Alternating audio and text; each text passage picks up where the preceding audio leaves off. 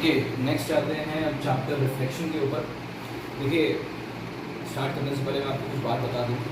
ये यूनिट जो स्टार्ट होने जा रही है ये कोऑर्डिनेट ज्योमेट्री है और इसके अंदर 3 चैप्टर्स हैं हम लोग को पढ़ने हैं। पहला रिफ्लेक्शन पढ़ना है, दूसरा सेक्शन फॉर्मूला पढ़ना है, तीसरा इक्वेशन ऑफ स्ट्रेट लाइन पढ़ना है।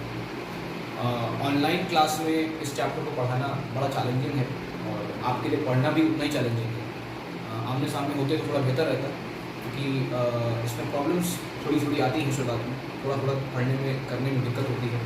तो मैंने बड़ा सोचा इस बारे में कि कैसे किया जाए। तो एक चीज़ समझ में आई, मैं क्या करूँगा, मैं आपको पूरा लेक्चर पढ़ा दिया करूँगा। टाइप 1, टाइप 2, टाइप 3 करके क्वेश्चन करा दिया करूँगा। जैसे मान लीजिए मैंने आपको टाइप 1 क्वेश्चन कराया, तो टाइप 1 क्वेश्चन कराने के बाद मैं आपको उन्हीं क्वेश्चन के उन्हीं पे बेस्ड करीबन 5-6 क्वेश्चन दे दिया करूँगा as an attachment with the Google classroom. ठीक है, फिर जब मैं टाइप 2 करा दूंगा तो मैं आपको उसी के साथ अटैचमेंट दे दूंगा। फिर टाइप 3 करा दूंगा तो उसके साथ अटैचमेंट दे दूंगा क्वेश्चन के। तो इससे फ़ायदा क्या होगा कि जिस तरीके से मैं चाह रहा हूँ, जिस ऑर्डर में मैं आप चाह रहा हूँ कि आप चैप्टर को पढ़ें, उस ऑर्डर में आप चैप्टर को पढ़ पाएंगे। तो क्या करिएगा, जब तक मैं अपने एंड से कोई भी चैप्टर ख़त्म ना करूँ, आप बुक से मत लगाइएगा। मैं आपको स्नैपशॉट्स और अटैचमेंट्स देता रहूँगा, आप उसी ऑर्डर में जाइएगा। जिस ऑर्डर में, फिर रिपीट कर रहा हूँ, जिस ऑर्डर में मैं आपसे कहूँ लगाने के लिए, जिस ऑर्डर में मैं आपसे कहूँ कि पहले ये लगाना है, फिर ये लगाना है, फिर ये लगाना है, उसी ऑर्डर में जाएंगे तो थोड़ा बेहतर रहेगा। मैं ये नहीं कह रहा हूँ लगा नहीं सकते आप लोग, बहुत टैलेंटेड है, लगा लेंगे, लेकिन अगर उस ऑर्डर में जाएंगे तो आपको चैप्टर बहुत अच्छे से समझ में आ जाएगा। जैसे मैं रिफ्लेक्शन पढ़ाने जा रहा हूँ, तो रिफ्लेक्शन पढ़ाने के बाद टाइप 1 क्वेश्चन कराने के बाद मैं आपको टाइप 1 में भी जितने क्वेश्चन होंगे उनकी एक फ़ोटो खींच के भेज दूँगा, या उनका एक जो है वो अटैचमेंट भेज दूँगा PDF फॉर्म में। उसको आप निकाल के क्वेश्चन लगा लीजिएगा, चेक कर लीजिएगा आया कि नहीं आया, है ना। कोई डाउट हो तो मैं आपको अपना नंबर भी दे दूँगा, आप मुझसे पूछ लीजिएगा।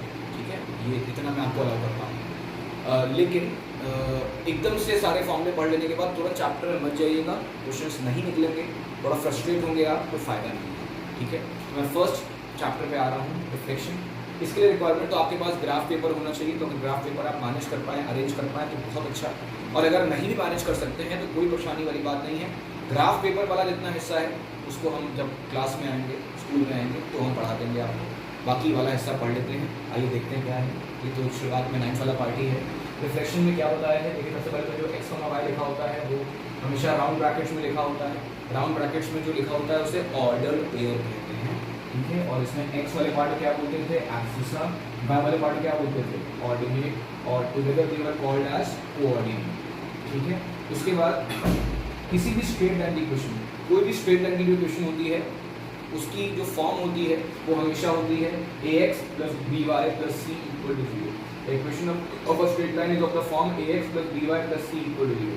इसका क्या मतलब है, इसका मतलब ये है कि अगर कोई स्ट्रेट लाइन होगी तो उसमें x की पावर हमेशा मैक्सिमम कितनी होगी, 1 होगी। y की पावर मैक्सिमम कितनी हो सकती होगी, 1 हो सकती है। और ये क्या हो सकता है, साथ में कांस्टेंट हो सकता है। यानी स्ट्रेट लाइन की क्वेश्चन में कभी भी x² और y² नहीं आएगा, x³ और y³ नहीं आएगा। x की पावर 1 ही रहेगा, y की पावर 1 ही रहेगा और साथ में कांस्टेंट रहेगा। हाँ, ये हो सकता है कि x मिसिंग हो जाए, या ये हो सकता है कि y मिसिंग हो जाए, या ये हो सकता है कि कांस्टेंट मिसिंग हो जाए। उसके बाद अगर मान लीजिए कोई लाइन लिखी हुई है x + 3 = 0, सॉरी ये = 0 है। अगर मान लीजिए लिखा हुआ है x + 3 = 0, तो हम इसको ऐसे देखने में कम इंटरेस्टेड है, हम इसको मोर ऑफ देखने में ऐसे इंटरेस्टेड है कि 3 को उधर भेज दें। तो हमने इसको क्या लिखा हुआ है, x = -3 लिखा हुआ है। देखिए यहाँ पर इन 3 चीज़ों में से x है, कांस्टेंट है, x है, कांस्टेंट है, क्या नहीं है, y नहीं है, यानी यहाँ क्या मिसिंग है, यहाँ y मिसिंग है। अगर यहाँ y मिसिंग है तो ये लाइन जो आप देख रहे हैं ये तो ज़्यादा बेहतर नहीं है, हम इससे ज़्यादा बेहतर कहेंगे, ध्यान रखिएगा। तो x = -3 तो में y मिसिंग है, तो हम ये कह देंगे कि किसके पैरेलल है, ये y एक्सिस के पैरेलल है। इसको ऐसे हम याद भी कर सकते हैं कि जो मिसिंग है वो लाइन उसी एक्सिस के पैरेलल है। तो y मिसिंग है तो लाइन किसके पैरेलल है, y एक्सिस के पैरेलल है। x = -3 कैसे बनाएंगे आप, कुछ नहीं, ग्राफ पेपर पे आइए, ये y एक्सिस, ये x एक्सिस, x = -3 पे आइए और y एक्सिस के पैरेलल एक लाइन खींच दीजिए। देखिए मैंने ब्लू कलर से खींची हुई है, यही रहेगी x = -3।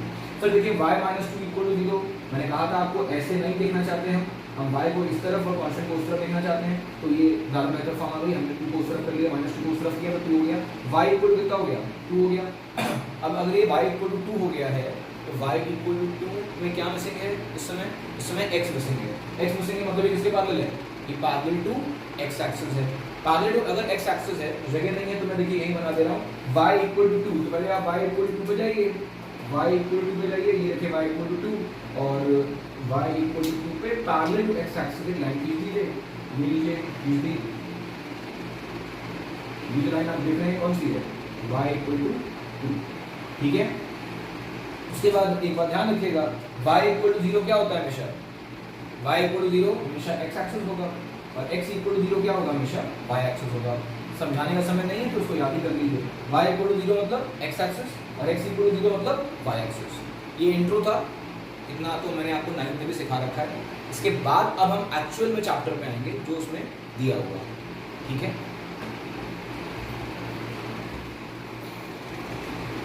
चलिए आते हैं पहले सेट ऑफ फॉर्मूलेस पे जो रिफ्लेक्शन आपको पढ़ने हैं। पहला है पॉइंट, मान लीजिए कोई पॉइंट P है, x, y है और उसे आप x एक्सिस में रिफ्लेक्ट करते हैं। आपको याद दिला दें x एक्सिस को क्या बोलते थे, y इक्वल टू 0 बोलते थे।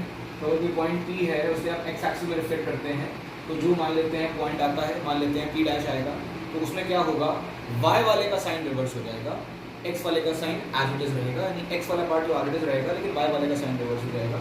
जैसे P x, y है, x एक्सिस में किया तो P डैश क्या आ रहा है, x वाला एज इट इज रहा, y वाले का साइन रिवर्स हो गया, ठीक है। देखिए ये प्लस था, y पे क्या हो गया, माइनस फाइव हो गया। बिल्कुल वैसे ही अगर कोई पॉइंट P x, y है और उसको आप y एक्सिस में रिफ्लेक्ट कर रहे हैं, y एक्सिस जिसको कि आप x इक्वल टू 0 भी कहते हैं, तो जो P डैश आया मान लीजिए, तो अगर आप y एक्सिस पे कर रहे हैं तो y का साइन नहीं चेंज होगा, अब किसका चेंज होगा, x का साइन चेंज हो जाएगा। देखिए क्या दिया हुआ है, x का यहाँ प्लस था, यहाँ क्या हो गया, माइनस हो गया, y देखिए सेम ही रहा, ठीक है। फिर देखिए थर्ड, कोई पॉइंट P x, y है, उसे आप कहाँ रिफ्लेक्ट कर रहे हैं, उसे अगर आप ओरिजिन में रिफ्लेक्ट करें तो क्या होता है, x और y दोनों का साइन चेंज हो जाता है और P डैश क्या आएगा, माइनस x, माइनस वाई। देखिए यहाँ दोनों पॉजिटिव थे, यहाँ दोनों क्या हो गए, नेगेटिव हो गए, मतलब ओरिजिन करने पर दोनों का साइन चेंज हो जाता है। कुल मिला के अगर हम इसको समझें तो अगर किसी पॉइंट को आप x एक्सिस में रिफ्लेक्ट करते हैं तो y का साइन रिवर्स हो जाता है, ठीक है। अगर आप किसी पॉइंट को y एक्सिस में रिफ्लेक्ट करते हैं तो उसके x का साइन चेंज हो जाता है, और अगर किसी पॉइंट को आप ओरिजिन में रिफ्लेक्ट करते हैं तो उसके दोनों x और y का साइन चेंज हो जाता है। अच्छा, ये तो एक बात हो गई, आसान था। अब जो थोड़ा सा आगे आए तो ये समझना है कि देखिए ऐसा है, ये सारे रिफ्लेक्शंस जो है ना ये रिवर्सिबल हैं। ये सारे रिफ्लेक्शंस कैसे हैं, ये सारे reflections, these all reflections are reversible. Reversible का मतलब ये हुआ कि जैसे पॉइंट P को आपने x एक्सिस में रिफ्लेक्ट किया था तो क्या आ गया था, P डैश आ गया था। तो अगर आपके पास P डैश हो, अगर मान लीजिए आपको P डैश पता हो और आपको P निकालना हो, तो आप P डैश को दोबारा x एक्सिस में रिफ्लेक्ट कर दीजिए तो क्या आ जाएगा, P आ जाएगा। मतलब अगर P को x एक्सिस में रिफ्लेक्ट करने से P डैश आया था तो P डैश को एक बार दोबारा रिवर्स रिफ्लेक्ट कर दीजिए x एक्सिस पे तो आपको वापस क्या मिल जाएगा, P मिल जाएगा। रिवर्सिबल का मतलब ये होता है, जैसे कि ये P x, y था, y में रिफ्लेक्ट, y एक्सिस में रिफ्लेक्ट किया तो P डैश मिला, तो P डैश को दोबारा रिफ्लेक्ट कर दीजिए y एक्सिस में तो देखिए क्या मिल जाएगा, P मिल जाएगा।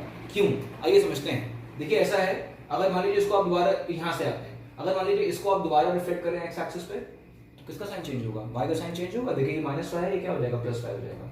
x तो खैर वैसे का वैसे ही रहेगा, ठीक है। वैसे यहाँ भी चेक कर लीजिए, अगर ये P डैश था माइनस x, y, इसको अगर आप वापस y एक्सिस में करें तो क्या होगा, x का साइन चेंज हो जाएगा, यानी ये प्लस हो जाएगा, ये वैसे का वैसे ही रहेगा। देखिए ये यार, यानी ये सारे रिफ्लेक्शंस कैसे होते हैं, रिवर्सिबल होते हैं। एक्चुअली रिफ्लेक्शन कोई भी होता है वो इंटर रिवर्सिबल होता है। P से अगर P डैश आया था तो P डैश को उसी एक्सिस में रिफ्लेक्ट करके वापस क्या आ जाएगा, P आ जाएगा। मतलब अगर मान लीजिए P को किसी एक्सिस में रिफ्लेक्ट किया आपने और P डैश ले लिया तो P डैश को दोबारा उसी एक्सिस में अगर रिफ्लेक्ट कर देंगे तो लौट के कौन आ जाएगा, P आ जाएगा। ध्यान रखिएगा, इस पे बेस्ड कई क्वेश्चंस आते हैं एग्जाम में। उसके बाद थर्ड ओरिजिन वाला है, P x, y ओरिजिन में था तो ये दोनों साइन चेंज कर दिया करता था। जरा इसको एक काम करिए, P डैश को दोबारा ओरिजिन में रिफ्लेक्ट कर दीजिए। अगर आप दोबारा ओरिजिन में रिफ्लेक्ट करेंगे तो दोनों साइन चेंज हो जाएगा, यानी यही आ जाएगा। यानी ये भी रिफ्लेक्शन क्या दिख रहा है, रिवर्सिबल दिख रहा है। यानी इसका मतलब ये हुआ कि जितने भी रिफ्लेक्शंस होते हैं जो हम पढ़ते हैं वो सारे इंटर रिवर्सिबल हैं। अगर P को किसी एक्सिस में रिफ्लेक्ट करने से P डैश आया था तो P डैश को उसी एक्सिस में रिफ्लेक्ट करने से वापस क्या आ जाएगा, P आ जाएगा। कुछ एग्जाम्पल्स दिए हैं हमने, बहुत छोटे छोटे। जैसे मान लीजिए एक क्वेश्चन दिया है P3, 2 बोला है x एक्सिस में रिफ्लेक्ट कीजिए, तो x एक्सिस में रिफ्लेक्ट करेंगे तो आंसर देखिए क्या आएगा, y का साइन चेंज हो जाएगा, यानी आंसर क्या हो जाएगा P3 -2, ये आंसर हो जाएगा। फिर कह रहे हैं कि सेकंड क्वेश्चन है कि एक पॉइंट P था, उसे ओरिजिन में रिफ्लेक्ट किया गया तो वो आया P' -4, 3। तो बताइए P क्या है। क्वेश्चन ऐसे आएगा, ये पॉइंट P था, उसे ओरिजिन में रिफ्लेक्ट किया गया तो P' आया -4, 3। तो बताइए P क्या है। तो ठीक है, अगर P को ओरिजिन में रिफ्लेक्ट करने पर P' आया था तो रिफ्लेक्शन तो इंटर रिवर्सिबल होते हैं, तो P' को एक काम करते हैं ओरिजिन में दोबारा रिफ्लेक्ट कर देते हैं, तो क्या आ जाएगा P आ जाएगा। तो एक काम करिए, P' को ओरिजिन में रिवर्स रिफ्लेक्ट कर दीजिए, ये लीजिए रिफ्लेक्ट कर दिया मैंने। अगर रिवर्स रिफ्लेक्ट करेंगे वो भी ओरिजिन में, तो दोनों के साइन चेंज हो जाएंगे, तो ये -4 है तो ये क्या हो जाएगा +4 हो जाएगा, और ये +3 है तो क्या हो जाएगा -3 हो जाएगा। ठीक है, एज सिंपल एज दैट। फिर एक क्वेश्चन दिया हुआ है P3, 2 है, उसको x एक्सिस में करना है, तो x एक्सिस में करेंगे तो क्या हो गया, y का साइन चेंज हो जाएगा, यानी कितना हो जाएगा 3, -2। ठीक है, फिर P' को कह रहे हैं किसमें रिफ्लेक्ट कर दीजिए, y एक्सिस में कर दीजिए, तो कह रहे हैं P' आ रहा है, तो P' को जरा y एक्सिस में कीजिए, तो P' ये है ना, इसको y में करेंगे तो किसका साइन चेंज हो जाएगा, x का साइन चेंज हो जाएगा, यानी आंसर क्या आ जाएगा -3, -2। ठीक है, मैं इसको अभी यहीं रोक रहा हूं, इसके बाद से मैं इसके क्वेश्चंस पे आ जाता हूं, 2-3 क्वेश्चन इसका मैं कराऊंगा आपको।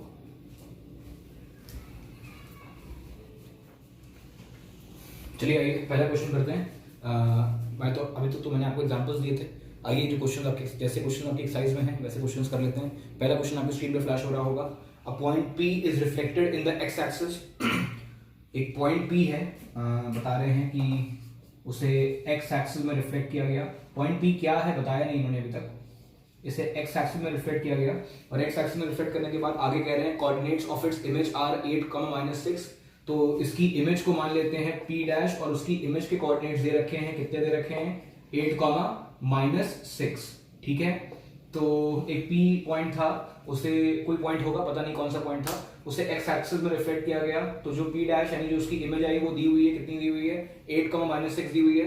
तो कह रहे हैं बताइए P की पूछ रहे हैं कि P कोऑर्डिनेट्स क्या थे बताइए। तो कोई दिक्कत नहीं है, हम अच्छे तो जानते हैं रिफ्लेक्शंस कैसे होते हैं, इंटर रिवर्सिबल होते हैं। तो अगर P को रिफ्लेक्ट करके, अगर P को x एक्सिस में रिफ्लेक्ट करके P' आया था, तो P' को दोबारा x एक्सिस में रिफ्लेक्ट कर देते हैं, तो क्या आ जाएगा P आ जाएगा। तो करिए, ये लीजिए P' 8, -6 on reflection in the x axis, x में करेंगे तो y का साइन चेंज हो जाएगा, यानी ये 8, -6 जगह क्या हो जाएगा +6 हो जाएगा, यानी ये पहला पार्ट का आंसर हो गया 8, 6। This is the first part. ठीक है, सेकंड पार्ट पे आ जाइए। सेकंड पार्ट पे कह रहे हैं coordinates of image of P under reflection in the y axis. P का रिफ्लेक्शन बताइए, P का बोला है ध्यान रखिएगा, तो P तो हम ले ही आए हैं, कितना आया था 8, 6। कहां रिफ्लेक्ट करना है, y एक्सिस में रिफ्लेक्ट करना है। P' हो चुका है तो अब P" मान लेंगे हम लोग। y एक्सिस में रिफ्लेक्ट करेंगे तो साइन इसका चेंज हो जाएगा, x का चेंज हो जाएगा, यानी ये क्या हो जाएगा -8, 6। ठीक है, बहुत ही सिंपल क्वेश्चन। इसके बाद अगला क्वेश्चन मैं आपकी स्क्रीन पर फ्लैश कर रहा हूँ।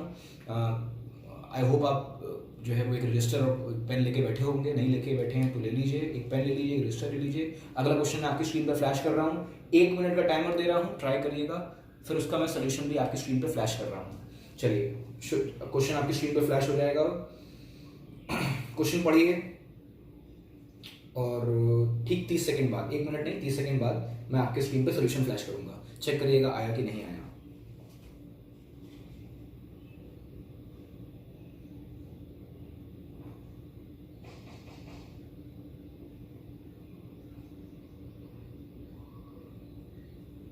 ठीक है, अब तक ये क्वेश्चन आ जाना चाहिए। सॉल्यूशन आपकी स्क्रीन पे ये रहा, चेक करिए, सही हो तो उसको भी यहीं तक छोड़ दीजिए, मैं भी इसके आगे आपको एक अगला लेक्चर पढ़ाऊंगा। जब मैं आपको अगला लेक्चर पढ़ा दूंगा तब आप एक्सरसाइज पे आइएगा, अभी एक्सरसाइज पे मत जाइएगा।